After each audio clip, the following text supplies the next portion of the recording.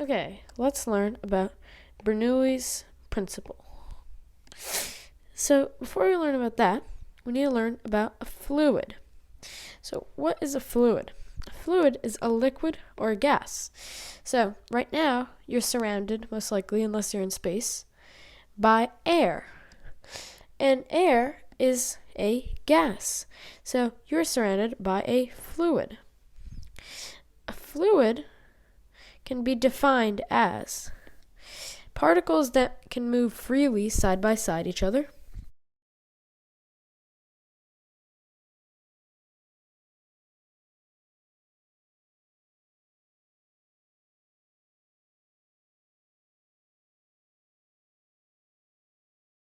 and or particles that have no defined shape.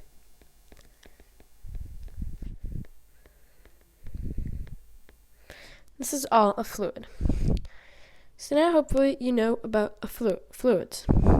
Now let's learn about Bernoulli's principle itself. As you can see right here, I have a wing. And this type of wing specifically is called an airfoil.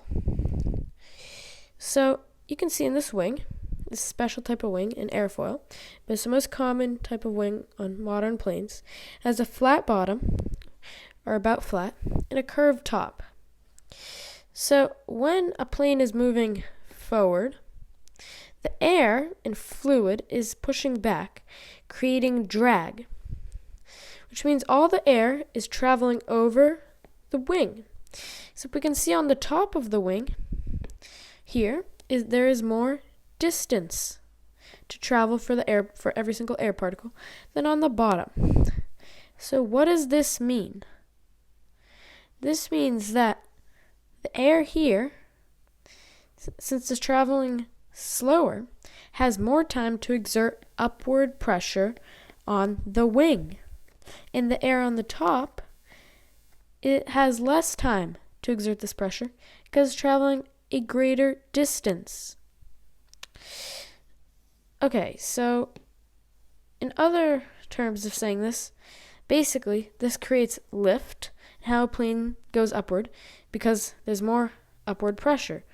Because here, air is going slower, more time to exert pressure, faster, less time to exert pressure.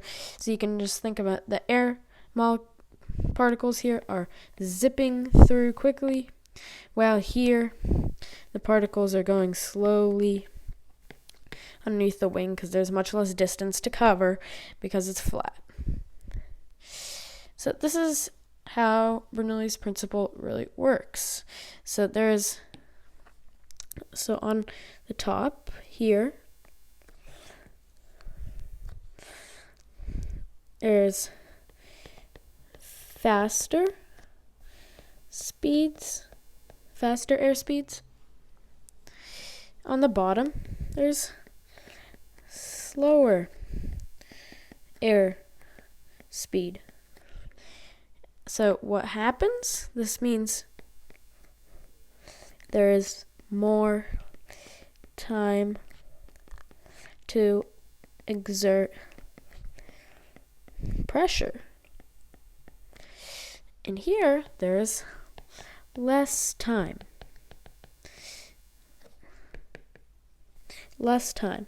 So what does this create? This means some lift is pushing upward. Here, some is pushing downward. And then when our forces cancel out, our vector forces, which is direction and magnitude, there is overall lift created, and in this case, our plane would go upward. So let's look at some examples in real life. Our first example here is you can see a balloon and air being blown here. So let's just say you can pause the video here and try out this experiment on your own. So basically, if you want to try this out, just hang two balloons from a bar and blow through them with a straw. Or you don't even need a straw.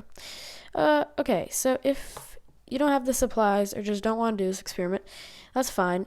So basically, what do you think will happen without testing it? Well, most people initially would think that the balloons would go outward because the air would be pushing them out because it's going here. Well, what actually happens? The air is really going faster here, and that causes the balloons to go inward. Yes, inward. Why? Well, this is Bernoulli's principle. Here, the air is moving faster, which creates less time to exert pressure. Here, the air is going slower. More time to exert pressure, more pressure exerted, and the balloons come inward. And they touch. This is really cool. An example of this in real life could be as if there are two semi-trucks here. Sorry, my drawings really aren't that great. If there are two semi-trucks, they're both driving forward in the same direction. And let's just say at the same speed to make this easy. Then they actually start to come together. And which is quite scary. So why does this happen? Well, this is because the air here is, again, can you guess it? Moving slower. Than the faster moving air here. So that means there's less pressure here and more pressure on the outsides, and that causes them to be pushed in. So this is actually kind of scary. This is Bernoulli's principle in real life. And you can really find Bernoulli's principle with many, many examples. This is a very cool principle. Anyway, guys, make sure you know this, you'll probably need it for your classes later, but it's a very interesting topic, Bernoulli's principle, and quite simple, but you can really see how much it's used in real life if you just think about some examples.